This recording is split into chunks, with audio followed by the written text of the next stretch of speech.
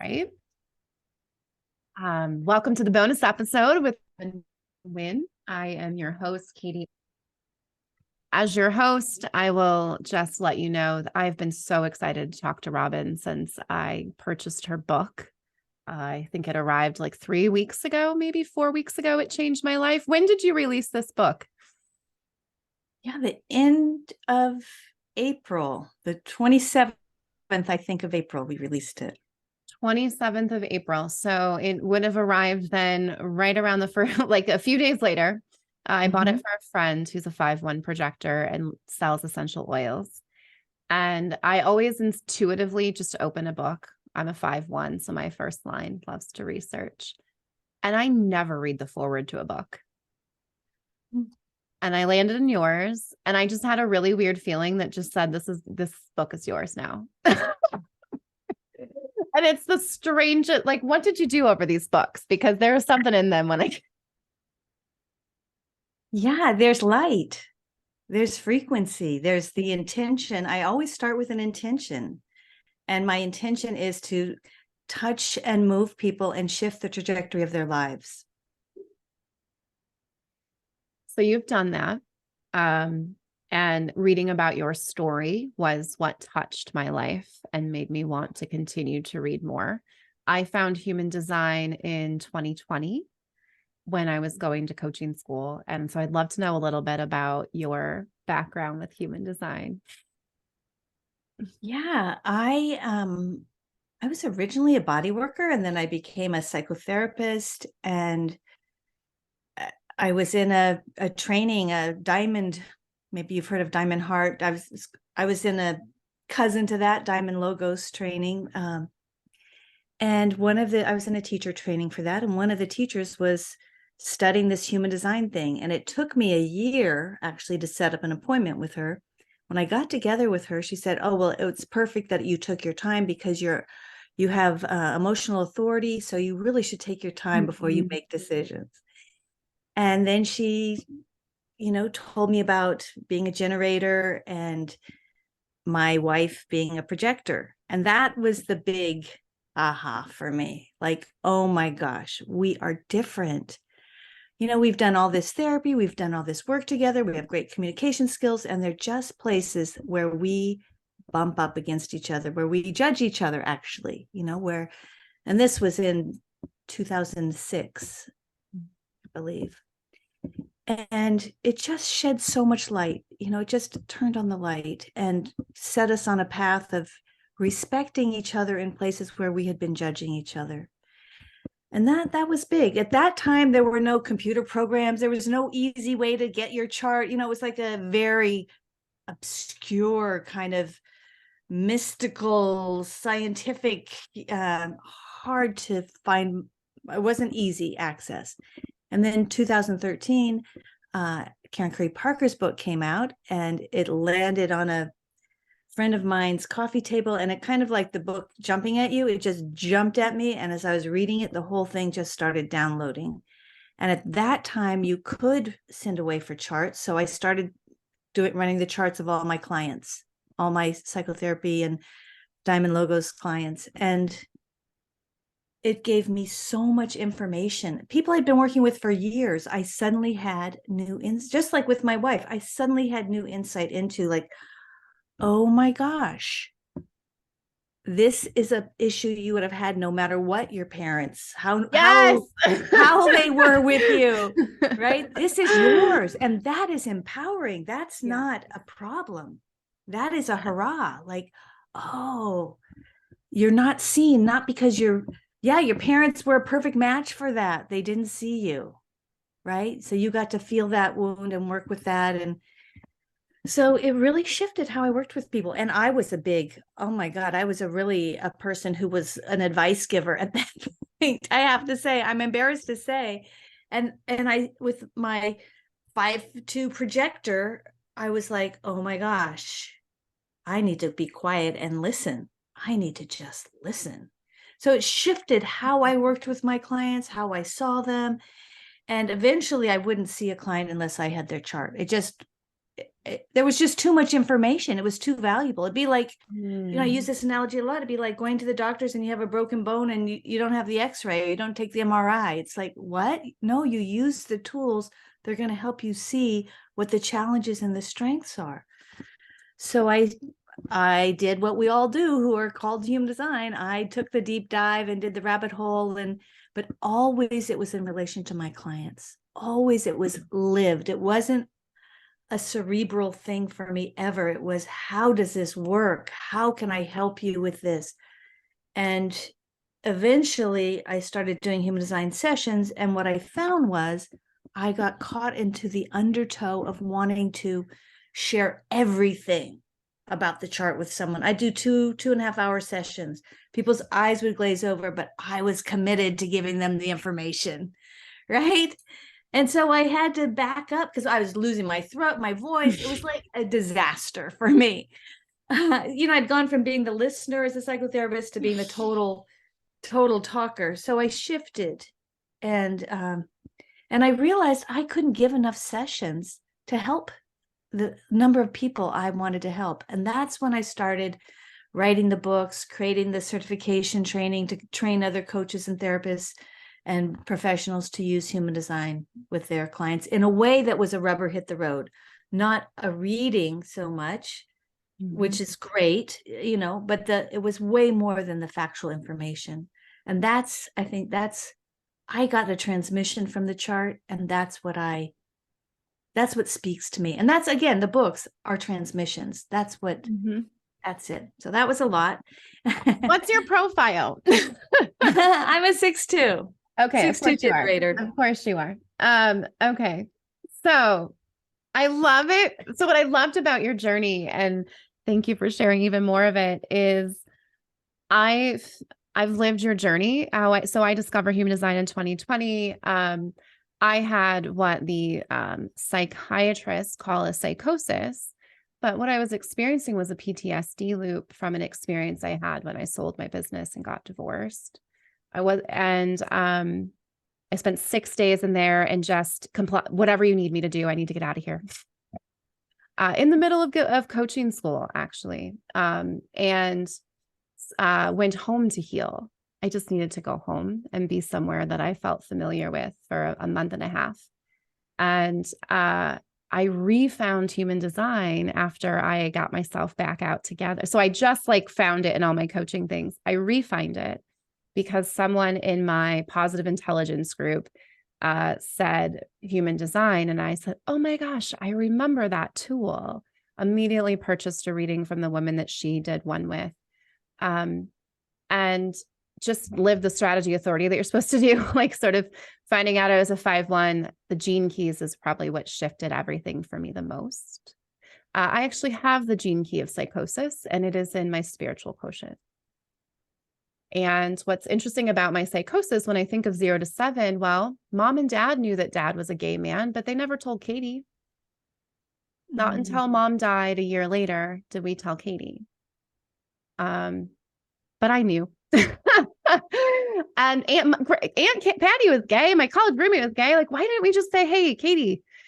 Everyone in my club was gay. So of course, when I saw that you were gay in the 70s, so my dad being gay in the 70s was, I'll be a monk or I'll marry my best friend, because she asked him. And I got to connect him to the Sage Center in New York to learn how to be a gay man in 2019. So before the pandemic, so we got to have his first romance and ever kiss. I didn't need to know about the other things, but dad shared those too. And then I got to help him through his first breakup. What a great way, though, and at that time I had discovered human design for me. And after doing my own strategy and authority for a year, I started bringing it to clients. And so very much like you said, I love the rubber hits the road reading. I'm going to borrow that. When you sign up for a human design reading for me, that's what you're going to get. I don't know. I'm a 5/1. I just want to cut through all the fluff and give you the wisdom so that you can change your life. And it's really exciting I love that you require it for your clients. I think I need to just lean into that. I feel like you've given me permission to do that. As in your 6/2 way, all of my advisors are 6/2s. The projector, of course, is the best one. How do you allow your projector partner to direct your energy? I am not 100% skillful with that still. Are you familiar with the Enneagram? Mm-hmm. Yeah. So I'm a 1 on the Enneagram. Yes, that's my wing. That's very strong for me. So, I've gotten pretty good with it, but when there's stress, that shows back up, that kind of like control. So I think what the better way I would speak to what I do with her is I see her. I recognize her. I value her. Mm. And I have since the very beginning, even though there were pockets I didn't. Clearly, I told you about those, but I do see her. I see her, and I value her being. Yeah, that really resonates. I have a 3-5 partner, and we're both sacrals. Although I have the strong splenic channel that really sort of overrides my sacral. But I know how to allow someone to experiment. I know how to allow someone and how to support, which is really just the leader behind. Just see them while they're going through their mutations. So that's been really fun for me. Yeah. Such great stuff. And I can't wait to dive in our full episode in your book and the essential oils, the added layer that you just gave me for my own self and my own, just initial experiment was pretty amazing. But one more thing that stood out to me when I read your bio, again, all this from like 5 pages in your book, is your work with Byron Katie. Mm-hmm. So her book, Loving What Is, I sat on my shelf, and my one line was just like, this is too complicated. My 5th line, I think, was like, this is too complicated. I went to one of her things, like, this is too heady. And I know there has value there but I was so intrigued to see that you got to work with her and to see I'll let you talk now. Yeah. So Katie, I was at I don't know if you know who Amachi is, but they call her the hugging saint. Anyway, she's from India and she's this incredible being. And I was at her center that wasn't far from my house, and we were there was a Saturday chanting, and then there's a Indian meal afterwards. So we were at the Indian meal. I was sitting with some friends, and one of them said, "Yeah, I'm good. I've got Amma and I've got Byron Katie." And every telomere in my body like went, Byron Katie. I need to, who is Byron Katie? I need to. That's how I felt when I heard about her. Yeah. Like, okay. So, I went to an event with her, and being the person I am, of course, I raised my hand right away to do a piece of work with her.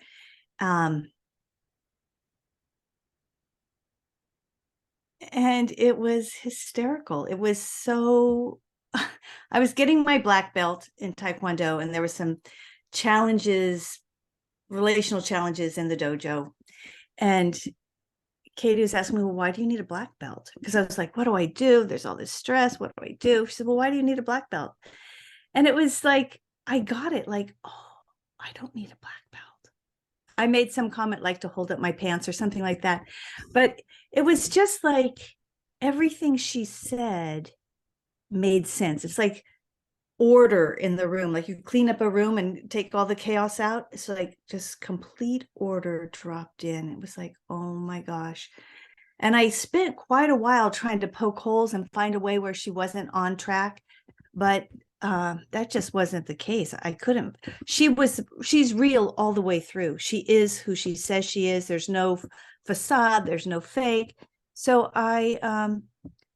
Yarrow and I, my wife and I, started going to Barstow, where she was. We went almost every weekend to her different workshops in Barstow, and I was just being worked. It's like open head work, like all my beliefs, all my thoughts were just being cleaned and cleared. That whole filter just got purified so I could see the truth and not not be so against myself. Really, it was about being against myself and against the world too. All that one fixation judgment of I need you to be different so I can be okay. That just started to crumble. I feel like I got my first, I was in therapy, and therapy was good for supporting my ego growth. But Byron Katie came along and just said, who are you really? Let's find out who you really are and what you really value and what really matters. So she just like wiped all those open centers clear. And really, she is the big teacher, the big teacher in my life. I've had a number of teachers, and she's like the one that said, let's look again. Let's really look here. That makes so much sense to me. And, the human design just clicked for me, and I just ran with that. There's a reason that, when her book came into my life, I needed all of those things. I just ended up going down a different rabbit hole, if you will. And then it almost felt like, do I need that? Well, it's medicine. It's strong medicine. And, we pick our medicine. We pick, some people homeopathy works, some people Ayurveda works. The woman I'm studying with right now is like a version of Byron Katie, but it's more like a flower, a gentleness, rather than coming in with a sword. It's just a different medicine for a different time. And, we just trust that. Yeah, I thank you for that, because I know that there's people I can connect her work to. So I love the metaphor of the medicine, and the therapy got your ego better. Yeah, it gave me a functioning ego. I was a mess growing up. I was just a total mess. And I, open identity center, open head, open ajna, open throat, open will center. Like I didn't have any bearings. Manifestor mom, 5 older brothers. I really didn't have any bearings. Except I am that 6'2", so I did have the wisdom. I did have an innate wisdom that was recognized by some people. But yeah.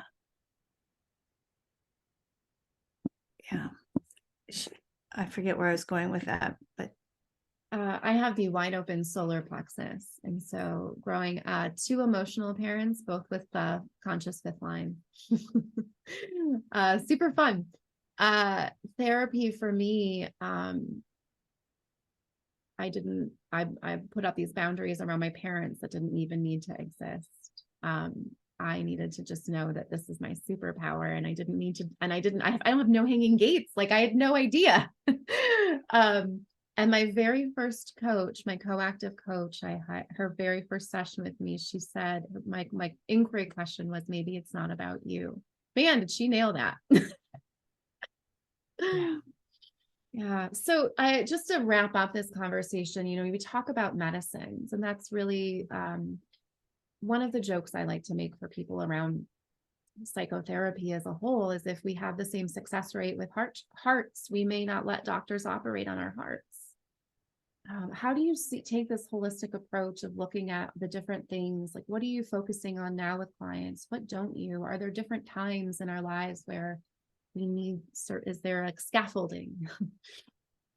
So in all honesty, I don't work with psychotherapy clients anymore. I've kind of outgrown that model for me, for where I am in my life. So really my focus is on training and teaching human design and writing the books. I do see some people do some individual human design coaching sessions with people, but there's just so much. The shift I see is really giving the power back to the person, and so much of that therapy dynamic, it's couched in that context, but it's really, I think, fundamentally in a model that's too small for who we are.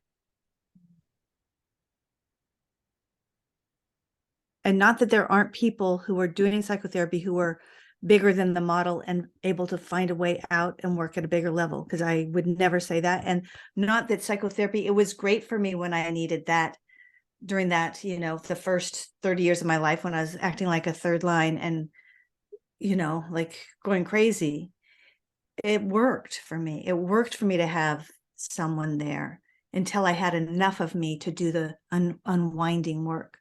So I think there's a place for everything and everyone at the right time.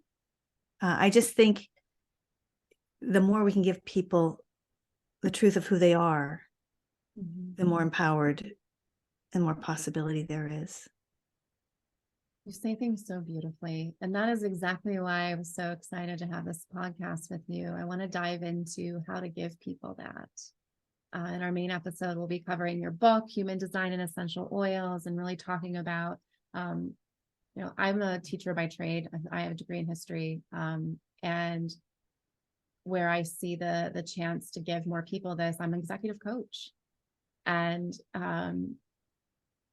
companies want to have high performers. And what I love about my job is I get to coach the whole person. And so now and man, what an amazing vision to have a company where we start looking at diversity in channels and profiles, and also in supporting people in resilience and burnout simply by giving them a light of who they are. So I'm so excited to bring more of that to this today. And, you're working with people who have been caught in the system and believe that their value comes from what they do. So you're offering them really, truly a whole new world, whole new possibility, a way out of the rat race. Yeah, particularly when they find out they're projectors or manifestors. Yeah. And that those manifestors, when they've been told their communication is an issue their whole life. It's just my purpose in relationships, liberation. It's an opportunity to liberate people. So That's beautiful. The more practitioners that we bring into that, the more that we start even that next generation. So of course, then my clients immediately, they all have kids. And what an incredible opportunity to just raise the 6-2 by letting them know that this is who they are. And that they'll be wise at 30. And I got to do a reading, actually. And when I say reading, I think I do a reading in much the way that you do, where I got to share with a young man before he turns 21 that he's a 6-2. So, and his mom halfway through said, I'm calling my mother. I need to know what time I'm born. And because she's a 6-2 too. And she knew that she was the same personality as her son. And she knew her daughter was very different. Daughter was a 3-6. Yeah. She didn't want her daughter to be an experimenter, even though she was. So it's just so fascinating. This book is amazing. To be able to change your life for $20 or whatever this book cost, it was not that expensive. You've really bottom lined because you're what it looks like to live in alignment with who you are designed to be and what it looks like to not be in alignment. This tool alone, I got to read a paragraph to a client today who's a 5-1 projector on his unaligned 5-1 self. And it's just like the light bulbs, you have a way with words. So thank you so much. Bonus episode. I know if you're still listening, you're going to want to also know where to buy this book. Can you tell us where we can connect with you? Well, you can buy the book on Amazon. That's the best place to buy it. If you want a free digital copy, I can get that to you. Ooh, I love that. Thank you so much. Okay, we're going to head on over and we'll see you in our main episode.